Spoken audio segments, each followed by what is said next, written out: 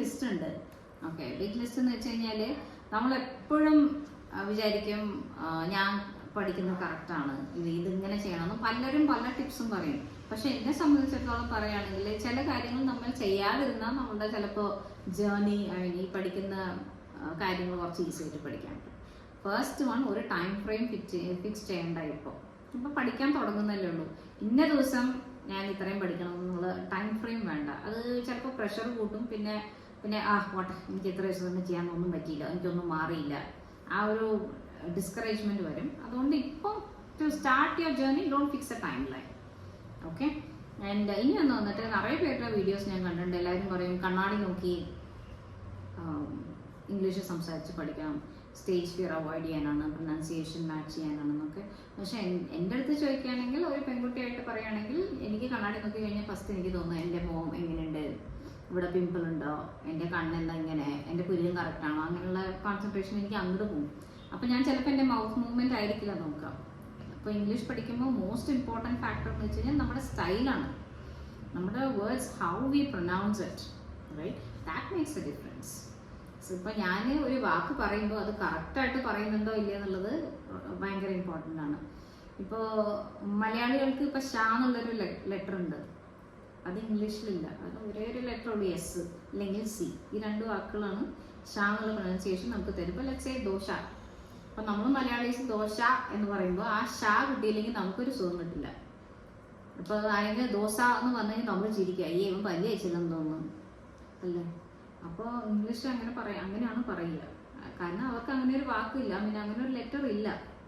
അപ്പോൾ അവർ ദോശ എന്ന് പറയും. മനസ്സിലാവുന്നുണ്ടോ? So you will have to understand that. Pronunciation എന്ന് പറഞ്ഞു കഴിഞ്ഞാൽ അത് ഇങ്ങനെ തന്നെ പ്രൊനൗൺസ് ചെയ്യണമെന്ന് ഒരു റൂളുണ്ട് ഒരു വാക്കിന്. അതിപ്പോൾ നിങ്ങൾ ഗൂഗിളിൽ പോയിട്ട്, ഇപ്പോൾ ഫോണില്ലാത്ത സ്മാർട്ട് ഫോൺ ഇല്ലാത്ത ആൾക്കാർ കുറവാണ്.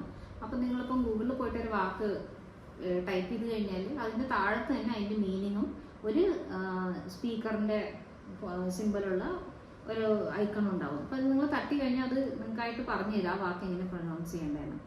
അപ്പോൾ ഇപ്പോൾ ബിഗിനിങ്ങിൽ അതൊന്നും വറി ചെയ്യണ്ട. നിങ്ങളെ റോൾ മോഡൽ എങ്ങനെ പറയുന്നോ ഇപ്പോൾ സ്റ്റാർട്ട് ചെയ്യുമ്പോൾ അങ്ങനെ പറഞ്ഞു പഠിക്കുക. ഇനിയൊന്ന്, ഒരു പാർട്ട്ണർ ഉള്ളത് എപ്പോഴും നല്ലതാണ് ഇംഗ്ലീഷ് പഠിക്കുമ്പോൾ. ഓക്കെ, പക്ഷേ ഒരു കുട്ടിയെ പാർട്ട്ണറായിട്ട് വെക്കുന്നതായിരിക്കും കുറച്ചുകൂടെ നല്ലത്.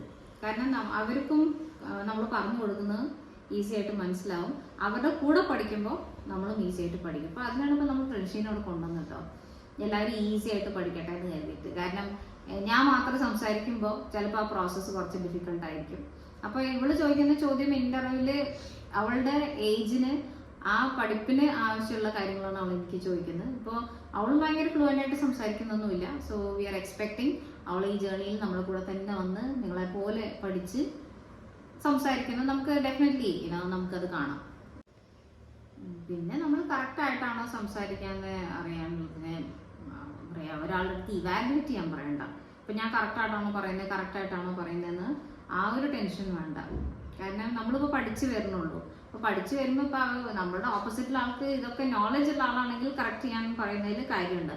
അല്ലാതെ ഒരാളെടുത്തുകൊണ്ട് കറക്റ്റാണോ എന്ന് ചോദിച്ച് ഭയങ്കര ടെൻഷൻ അടിക്കേണ്ട കാര്യമൊന്നുമില്ല. കാരണം അവർക്ക് നമ്മുടെ അടുത്ത പോലെ തന്നെ നോളജ് ഉണ്ടാവുള്ളൂ. ഓക്കെ, അവരുടെ കോൺഫിഡൻസ് ലെവൽ എന്താണെന്ന് നമുക്കറിയില്ല. സോ ഒരു എക്സ്പേർട്ടിനോട് അഡ്വൈസ് ചോദിക്കേണ്ട സമയം ഇതല്ല. പഠിക്കുമ്പോൾ അത് ഇടയ്ക്കിടയ്ക്ക് ചെക്ക് ചെയ്യേണ്ട കാര്യമില്ല. ഇനിയൊന്നും ബൈഹാർട്ട് ചെയ്യാതിരിക്കുക. ഒരു ഫ്രേസ് പഠിച്ചു വെച്ച് ഇല്ല, ഒരു പ്രോപ്പർ സെൽഫ് ഇൻട്രൊഡക്ഷൻ പഠിച്ചു വെച്ച് അത് ബൈഹാർട്ട് ചെയ്തിട്ട് അങ്ങനെ എന്നാൽ സെൻറ്റൻസ് തെറ്റാണ്ട് വള്ളി പുള്ളി തെറ്റാണ്ട് പറഞ്ഞ് പഠിക്കരുത്. അത് തെറ്റാണ്. നമ്മൾ എന്താ പറയുന്നതെന്നുള്ള നോളജ് നമുക്ക് വേണം. അതിന് ഞാൻ പറഞ്ഞത്, നമ്മൾ എന്ത് ചെയ്യുമ്പോഴും നമ്മുടെ ഡെയിലി ആക്ടിവിറ്റീസിൽ ഇംഗ്ലീഷ് ഇൻക്ലൂഡ് ചെയ്യാം. ഞാൻ പറഞ്ഞ പോലെ വാക്കിങ്, കുക്കിങ്, എന്താ പറയുക, അറ്റ് വർക്ക്, ഓക്കെ, ജോലിക്ക് പോകുന്ന സ്ഥലത്ത്, ഇല്ല ട്രാവൽ ചെയ്യുമ്പോൾ, ബസ്സിൽ പോകുമ്പോൾ നമ്മൾ എന്തിനാണ് കാണുന്നത്. ഇപ്പം ഞാൻ എക്സാമ്പിൾസ് പറഞ്ഞല്ലോ, സീ, ലുക്ക്, വാച്ച്. അപ്പം നമ്മൾ വണ്ടിയിൽ പോകുമ്പോൾ, കാറിൽ പോയിക്കൊണ്ടിരിക്കലും ബസ്സിൽ പോയിക്കൊണ്ടിരിക്കലും നമ്മൾ സീ ആണോ, ലുക്ക് ആണോ, വാച്ച് ആണോ ചെയ്യുന്നത്? വാച്ച്. പെർഫെക്റ്റ്. സോ അത് കാരണം നമ്മൾ മൂവിങ് ഒബ്ജക്റ്റിലാണ് നമ്മളുള്ളത്. അപ്പോൾ ഇതിങ്ങനെ മൂവ് ആയിക്കൊണ്ടേ ഇരിക്കല്ലേ. അപ്പോൾ we are watching what is happening outside. So അങ്ങനെയുള്ളൊരു നോളജ് നമ്മൾ സ്വയമായിട്ട് ഡെവലപ്പ് ചെയ്യുക. നമ്മുടെ ലെവൽ എന്താണെന്ന് കണ്ടുപിടിച്ച്, എനിക്ക് എത്രത്തോളം അറിയുമെന്ന് കണ്ടുപിടിച്ച് അവിടുന്ന് മൂവ് അപ്പ് ചെയ്യുക, കുറച്ച്.